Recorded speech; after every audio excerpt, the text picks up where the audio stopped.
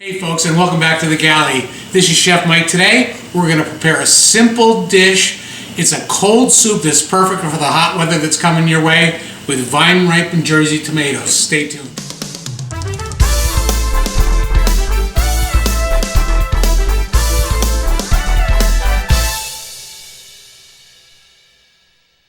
So I'm going to tell you, this is a great recipe for summer as the water starts to heat up, the air starts to heat up. It's a refreshing dish you can eat anytime, especially after a great fishing trip. Now, the funny thing about cooking is there are terms that people have, or there are classical terms that scare people to death. And really, they're nothing to be afraid of. So the biggest part and the hardest part of this entire recipe is what we're going to make right now, which is called concasse of tomato. So you saw what we did. We scored the bottom of the tomato in an X, and we took the core out, and we literally just dropped those in boiling water for, I don't know what, 5 seconds, 6 seconds. And now what we're going to do is it wilts the skin, and we're going to be able to take that skin off, okay, so beautifully, so you don't have that skin in the soup, because this is a tomato-based soup for sure. Now we're going to take it and we're going to cut it in half. And you see all these seeds?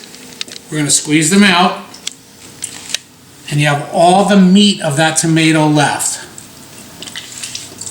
And we're going to chop them, and we're going to have a bowl full of chopped tomatoes. So a couple pieces of magic are going to happen now. We take the seeds and everything, we strain them out and the skins. And now we have this beautiful tomato broth, I don't know if you can see that we're going to use as the base of the sauce. And I've already done a lot of them. We're going to take the tomato concasse and we're going to chop it up. Now, tomato concasse, really all that means is peeled, seeded, and diced tomatoes. I've really done it rough chop here because it doesn't matter. We're going to put it in a blender anyways and create our soup, which is the bulk of the work. Okay, now we're using a Ninja blender here, which is great. But I got to tell you, they're very powerful. They're two-bladed, and they can really chop it fast. So you got to be careful. So what we're going to do is we're going to put these 3 pounds of vine-ripened tomatoes into the blender, and we're just going to hit it.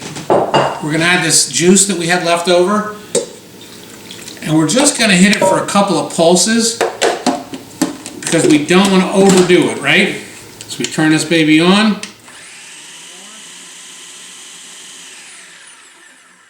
Oh, and that looks beautiful.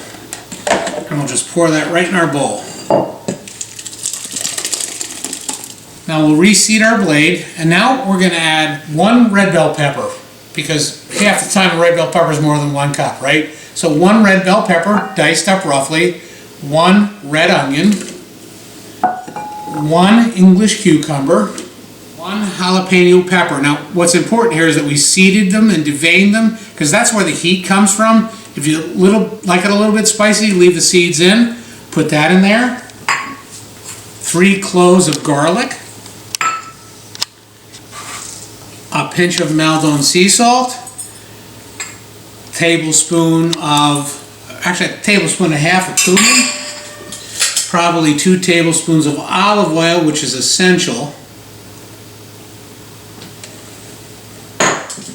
2 tablespoons of really good balsamic vinegar. So you see how easy this dish really is. And a couple of dashes of Worcestershire sauce, which is pretty much tamarind.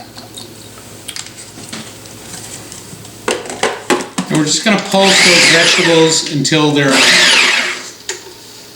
chopped up, but I still like a little bit of onion.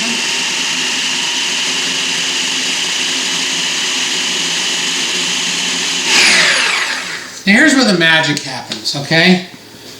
Here's where it turns into a seafood gazpacho versus a classic gazpacho.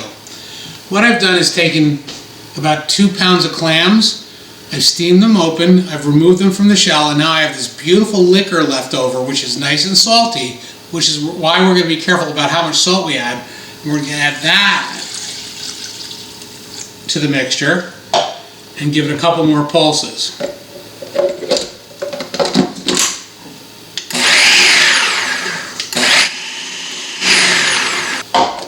Take that, and we're going to add this now to our bowl of beautiful vine-ripened tomatoes.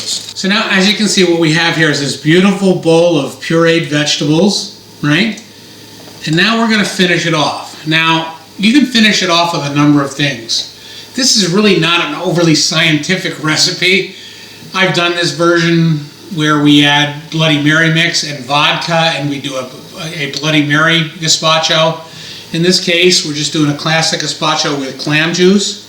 So now we're going to add about a cup of V8. Why do I add V8? V8 has such a beautiful balance of all the vegetables that are essential in this dish, and we'll stir that around. Then we're going to add the juice of 1 lime, because that acidity will brighten this dish up so nicely. It'll be gorgeous. Just stir it around, and now we're going to add some very, very good aged balsamic, probably a tablespoon. Stir that in. Make sure it's well incorporated. And then, as with everything, we're going to taste it, because it may or may not need some salt. So we'll take our Maldon sea salt, just a pinch, sprinkle it in, and stir that around. Now we're going to taste it as we taste everything.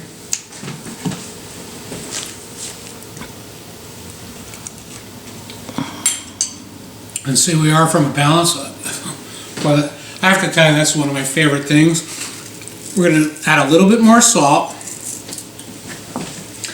We're going to add a little bit more extra virgin olive oil, maybe a tablespoon, and then cracked black pepper. So here we are, it's that simple. Now we're going to show you a couple ways to plate this, okay?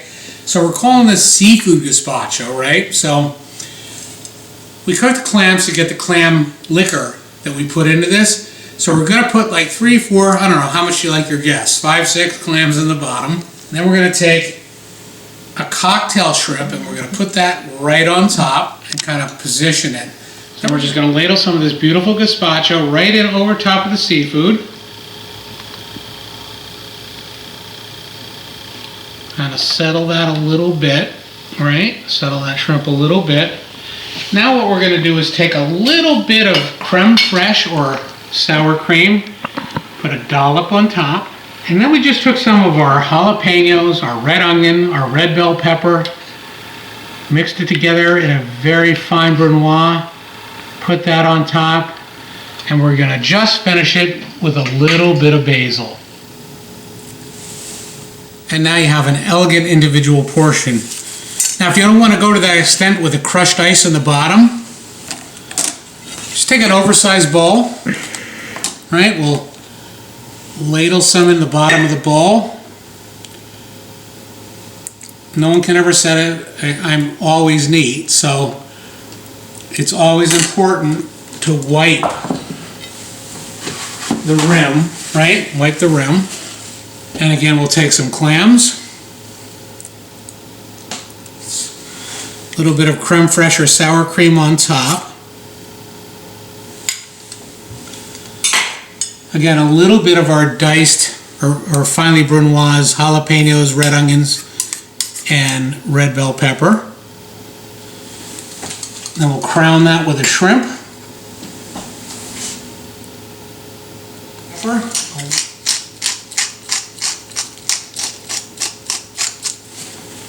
A little bit of chiffonade of basil, which is just basil that is finely sliced.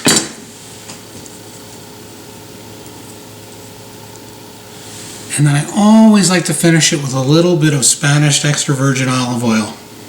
So there's your finished dishes. We have a smaller, more elegant portion that you could add crab meat and anything else to as almost a cocktail or a full service bowl. Now let's taste it. Now, as we always do, we try and pair it with a little bit of wine. And usually that's the skipper's job. Since he's not here today, I've paired it with an American wine called Octopada, beautiful California wine. It has really some very, very nice fruity notes. It's sharp, it's crisp, and it's going to be perfect with this gazpacho. So let's sample that. And then we'll take a little bit, we'll get a clam, some of the basil, some of the creme fraiche. I'm telling you what, folks, This is a great summertime dish that's going to be perfect for your table. So stay safe out there, practice catch and release or selective harvest.